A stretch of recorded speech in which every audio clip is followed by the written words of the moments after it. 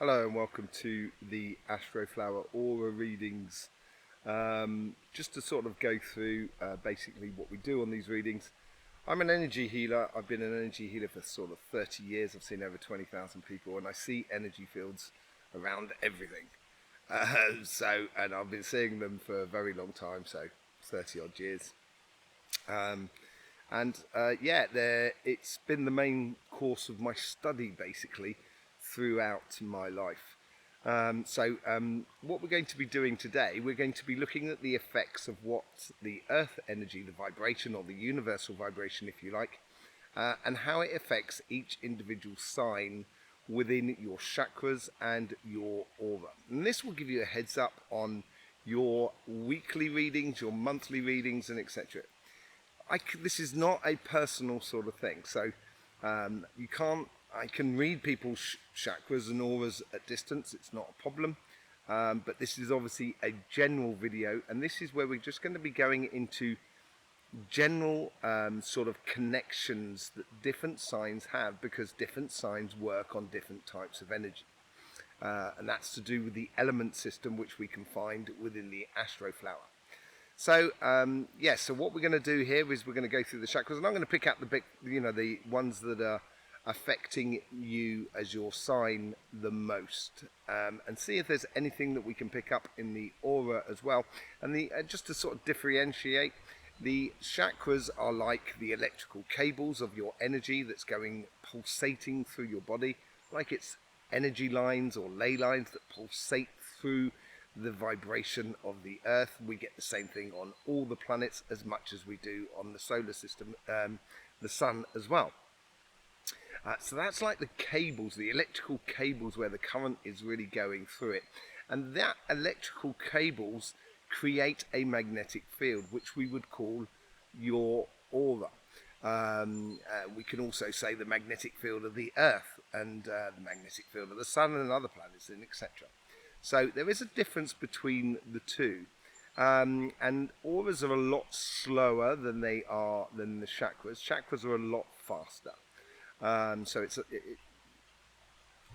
be honest with you, I can't see chakras per se. I can see what effect it's having on the magnetic field, a little bit like a boat that goes through water, and the boat is long gone, but you can see the wake from the boat afterwards. So I see the knock-on effect of the chakras rather than the actual chakras itself. Be interesting to see them in the future, maybe. If the vibration of the earth picks up even more, things may well be possible in that sort of sense. So it's just a sort of difference between the two. The aura is a lot slower. It takes a lot more to change auras. Chakras change a lot quicker. And that is what I would call the harmonics, or the harmony, or the vibration of your energy. The chakras would be more of a case of like the watts, or the energy, the watts or the kilowatts or the volts that are flying through that chakra at any given point. I will say one other thing on energy before we start. You can never have less than 100% of energy. You're never missing it. You've never got too much. It's just the way in which you position your energy or distribute your energy through your body, which can give you the sensation that you're missing energy, and other times when you have excess amount of energies. So without further ado, let's just bring up our Astroflower man. There we go. Lovely. Okay, and we're just going to get into those readings. Leo, welcome to...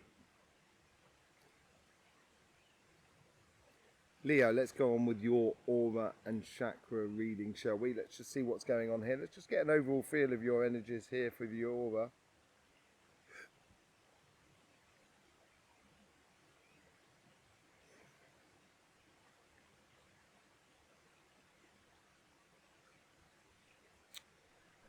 Okay, very interesting things going on there at the moment. There is like a lot of people, we saw this in the weekly readings as well. There's a lot of mulling over. There's a sort of message that's coming through, which we saw on Cymatic TV, my sister channel, which I did in the energy update. And this message of coming through of sort of forgiveness of oneself more than anything else. And it seems to be the mulling over that seems to be working around fundamentals of how you do things fundamentally. Fundamental desires, around the sacrum area and stuff like that. But then as we get to the top, the top of your chakra or your top of your aura is got, how would best would be to sort of say, you've got to be in your bonnet. You've really got to kind of go, no, this is what it's like. This is this. And it's a very high definition clarity of what you perceive life to be like. I'm not saying you're right or I'm not saying you're wrong. It's obviously according to what you're living. But there is this sort of, I would just be wary of arguments basically at the moment. I wouldn't get too much involved in our arguments at the moment. A very Five of Swords sort of scenario. I can't remember whether that came up in your reading, to be honest. In your weekly reading, you'll probably be able to tell me in the description below.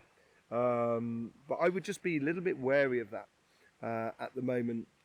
Sort of getting into conflicts that doesn't really serve you anything more than anything else. I think it could annoy you more than anything else. And that will distract you from, filtering through what's working and what's not working and concentrating on your life. You don't want to be distracted at the moment from that.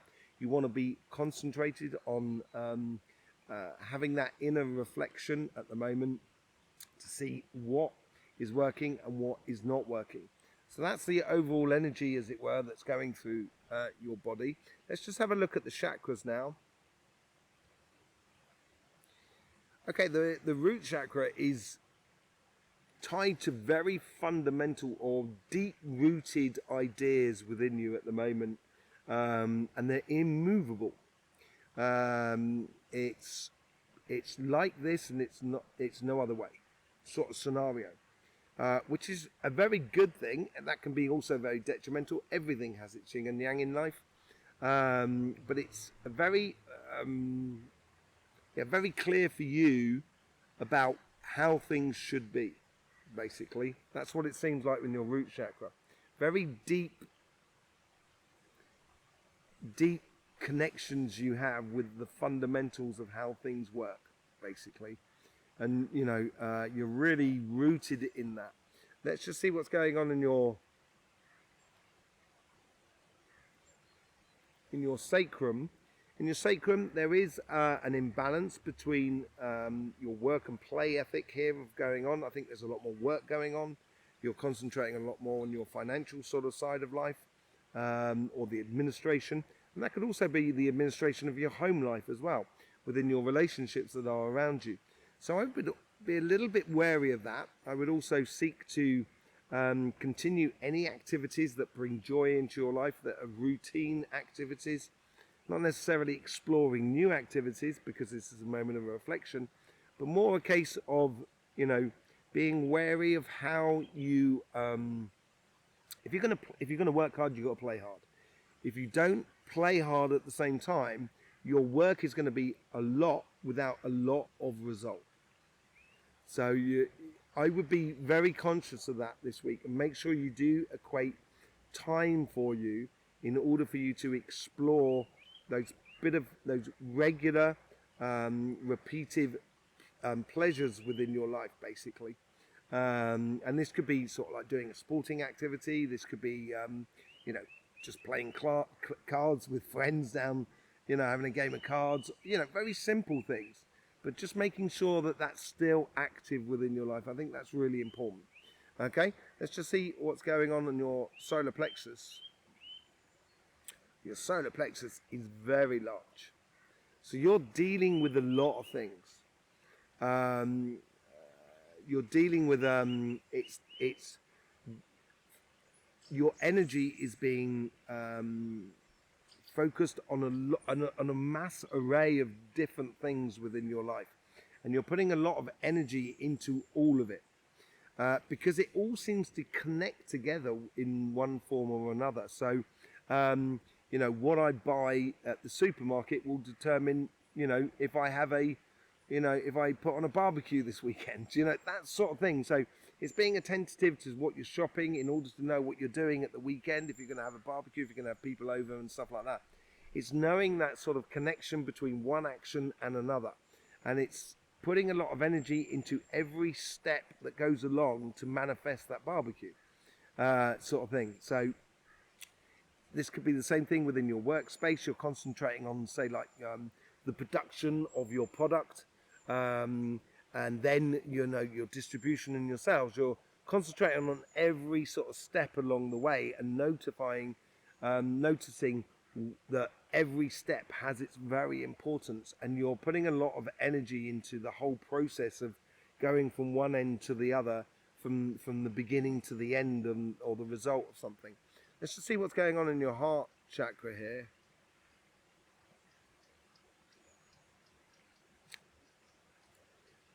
There's a lot of networking, there's a lot of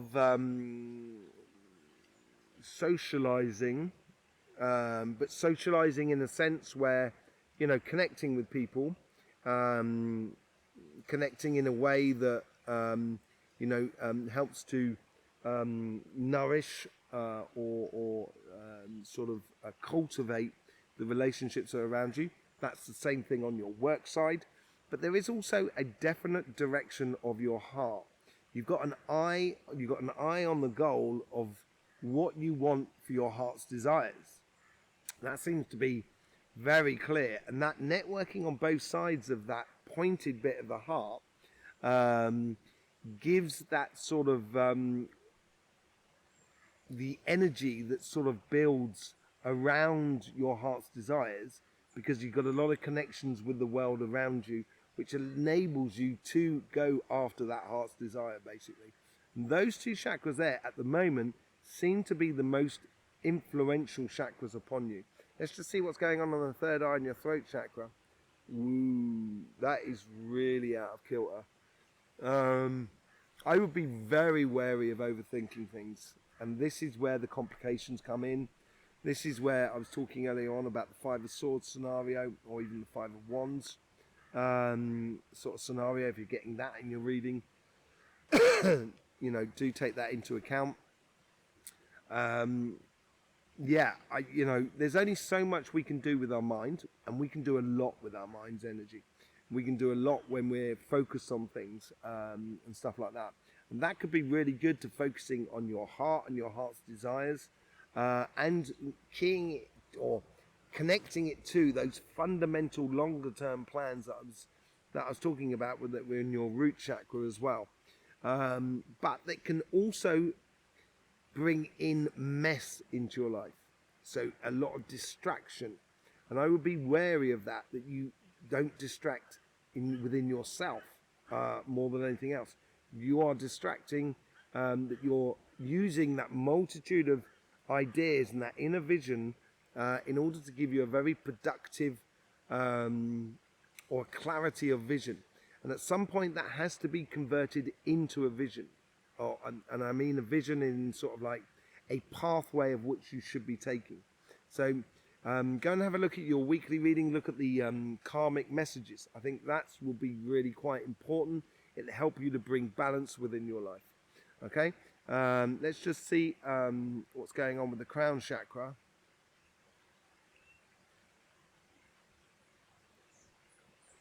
Very straight. It's large. And that's that whole point of taking on a lot of things, but it is very straight as well. It's very black and white. And this is where you've got to be careful of those conflicts that does not, you don't gain anything by winning. You can win them, there's no doubt about it. But is there any real point? I'm not so sure. You know, sometimes it's better to lose than to win. You win a lot more by losing, by walking away from something that's just being detrimental to you.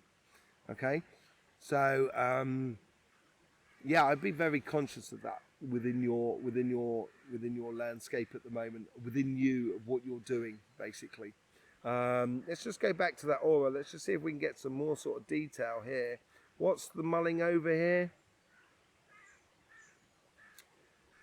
it seems like your success. This is what, once I put my hands, because what it is like, there's like a fold in the energy that comes back within itself on the aura. And that brings the energy back within the system. It gets thought over again, then gets thrown out, and then gets brought back in, a bit like a cow that's eating the cud, basically. And it seems to be concentrating on your success. And it's not just a success through finances, it's also a success of your home life, of your home, your house, of everything that is around you. That seems to be a readjustment or evaluation of what you're going on, basically. Let's just see what's going on here. Okay, up in the crown chakra, up in the upper echelons of your aura, this is where it gets a bit spiky. So it's a little bit spiky, and I think this spikiness is almost your connection to the outside world. It's like, if there's some sort of philosophy that you do not agree with, and you seem to be confronted with that all the time, or a certain way of living, let's just say, you think that smoking is a really bad thing and it's a nasty thing and everything like that, but then you seem to be confronted with smokers all around you. And this is about the law of attraction. And I'm going to be going into that on Cymatic TV, doing an in-depth video on that. So make sure you get over there to see Cymatic TV, subscribe and click that bell and all of that. And I'm going to be doing a thing about how the law of attraction works and how it doesn't work. And there's a lot of misgivings within the world of a law of attraction. So I want to put my sort of bent on it, my clarity of what I see on things, on that. And it seems like that sometimes we attract actually the opposite of what we really want. And in this situation, it's like you have an ideals about the world, and it seems to be attracting the opposite. Almost it's like you're attracting things that put into question your ideals, which is a good thing, because it's good to question ourselves. But try not to get too passionate about it. Don't get involved in arguments that just do not serve you more than anything.